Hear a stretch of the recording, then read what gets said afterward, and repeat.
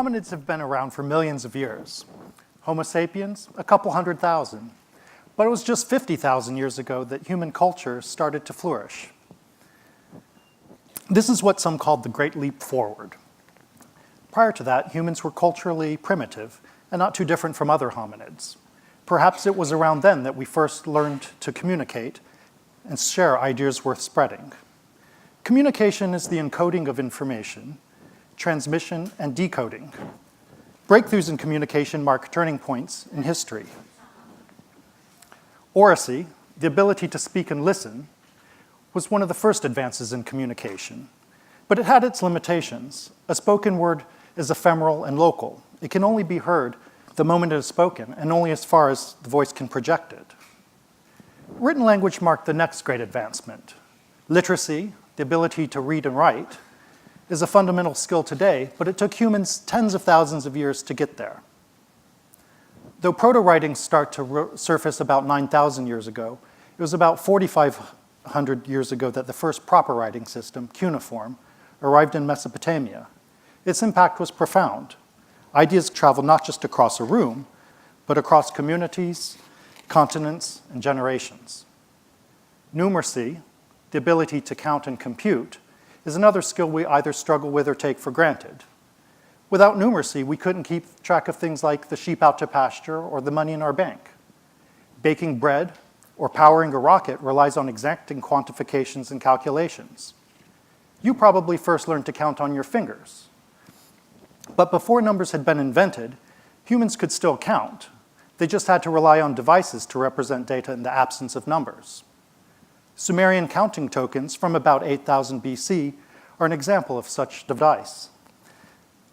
A clay counting token could represent something like sheep. These proto-hard disks weighed several kilos and encoded a few bytes of data at best. Around 3,500 BC, to much fanfare, the great-grandfather of the iPad was released, the clay tablet. It was a magical device. Words, pictures, and dozens of bytes of information in a device you could hold in your hands. You may not find numbers sexy, but to the ancient Sumerians, numbers were sexagesimal. That is, they counted in 60s. This system originated around 3100 BC and survives in the way we measure time or angles. It was also the first known positional counting system. Chinese numbers surfaced around 1400 BC, but they were not positional. To write the auspicious number 888 takes 5 characters, not 3. Roman numbers showed up around 800 BC, but it gets worse. One needs 12 characters to write 888. Try simple addition with Roman numbers, and you can see why a positional system is useful. The Arabic numbers we use today can be traced back to Brahmi numbers from India, but they too were not positional. After 800 years of tinkering, Indians would rediscover positional notation, allowing for great advances in mathematics. Even so, it would take another 1,000 years for the printing press to arrive and help popularize Arabic numbers in the West. Oracy, literacy, and numeracy were great developments in communication. They allowed us to encode ideas into words and quantities into numbers. They allowed us to escape our primitive origins. In the early 1800s, the 3 R's, reading, writing, and reckoning, or arithmetic as you may know it, entered the popular vernacular and would set the foundation of early education for many generations to come. The 3 R's can be reduced to literacy and numeracy, but what about visual communication? There's much we can communicate with shapes, colors, and images. Graphics can convey emotional content. Think of a picture or a memorable ad. But graphics can also communicate literal information and quantitative data. Art, the 4th R, if you will, was not considered an essential skill. Yet Einstein himself said, "I very rarely think in words at all. I have it in a sort of survey, in a way visually." Mere words and numbers can be stumbling blocks for truly expansive thinking, just as Roman numbers are to simple math. Graphicacy is that third but underutilized pillar in communication. Although maps and diagrams have been around for thousands of years, the bar chart was only recently invented by William Playfair in 1786.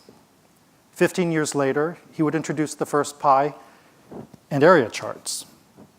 Florence Nightingale created the coxcomb chart in 1857. And 4 years later, Charles Minard made the famous infographic of Napoleon's March on Moscow. He artfully displayed multiple dimensions of information on a single page. A few more points of interest include James Sylvester's depiction of chemical bonds, Otto Neurath's system of pictographs, and the Pioneer plaque by Carl Sagan and Frank Drake. This was the first infographic designed to be read by aliens in outer space. Making infographics in the old days was a laborious task done by hand. But today, computers can process hundreds, thousands, and even millions of data points to generate graphics on the fly. Consider the work of data visualization guru Hans Rosling. His talks combine animated bubbles with the cadences of a sportscaster. He's become something of a rock star at TED. His graphics tell a story through thousands of data points in multiple dimensions. But where are we as a society when it comes to graphicacy? For the most part, our education system neglects it. Pictures and drawings are a frequent component in early education, but they're replaced by words and numbers almost entirely by the time we're in high school. Indeed, artsy is synonymous with frivolous. So when today's PowerPoint pundits are asked to incorporate graphics into their presentations, they often speak at the level of see, spot, run. I see this all the time in my practice. I also see the graphic equivalent of run-on sentences with no clear point. I'm often employed as graphics janitor to clean up the mess. You may have seen the Alisphere on TED.com. It's at the cutting edge of data visualization. Walking onto the deck of the Alisphere at the UC Santa Barbara is as close as I've ever come to being on the Star Trek holodeck. I wish I could immerse myself in data and swim through it the way they do, for what excites me the most is playing with large data sets. I enjoy the challenge, and my experience as a data journalist allows me to tell stories in a nonlinear fashion. I may be plotting our nation's consumption of energy with a Sankey diagram, or the shocking imbalance of subsidies given to fossil fuels over renewables in a coxcomb. I may devise ways to evaluate stock prices at a glance with a simple dot, or correlate rising executive pay with, of all things, falling stock prices in a bubble chart. The personal and professional connections between the women of Silicon Valley can be woven with arcs, just as the collaboration of innovators birthing patents can be mapped across the globe. What thousands of employees say about their workplace can be navigated interactively, just as thousands of data points on presidential approval can be distilled on a single page. In the weeks before the 2008 presidential election, I wanted to counter pejoratives against Obama circulating on the internet. I started by writing a rather lengthy email addressing the lies one by one. By the 10th page of my own tirade, I realized I had failed. Who would want to read my rantings? I knew I had to try something different. So I made an infographic. It looked into the stock market's performance under Republicans and Democrats. Over the past 80 years, a $10,000 investment in the stock market would have grown to more than $300,000 under Democrat presidents. Republicans, not even $12,000. Even excluding for Hoover and the Great Depression, it only improves modestly. The graphic landed on the New York Times op-ed page just a couple weeks before the election. It went viral, being read and shared by millions. I love my job because I get to learn all sorts of new things. I talk to fascinating people, from CEOs to NASA scientists trying to power the dark side of the moon on a laser beam. But not every project is rich with data. Graphicacy, after all, is the neglected stepchild in the classroom. So I'm often employed to illustrate relatively simple data. A better metaphor may be to think of graphicacy as the neglected grandparent. If you think about it, numeracy and literacy were born out of graphicacy. Though we may not appreciate it, the human mind has an enormous capacity to process visual information. For example, we can look at a face and almost immediately take in a wealth of information about that person. Perhaps one day we will better understand this innate ability. From there, we invent an infobet that encodes multiple dimensions of information at a much higher bandwidth.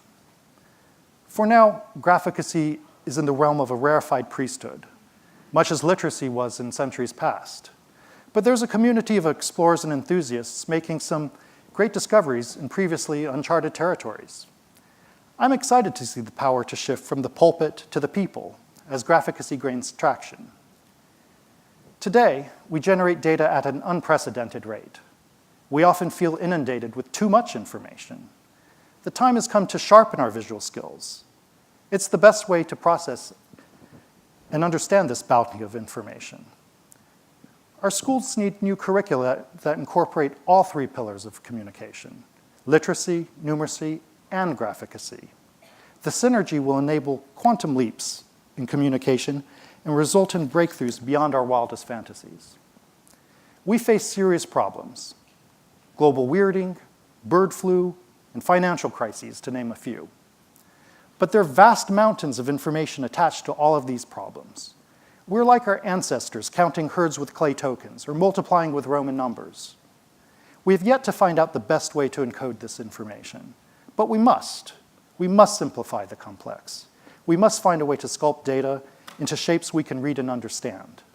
Once we do, we'll find the veins of gold hidden in those mountains. Graphicacy, I contend, will be that key. It will allow us to tackle the challenges we face today, and it will be the springboard for our next great leap forward.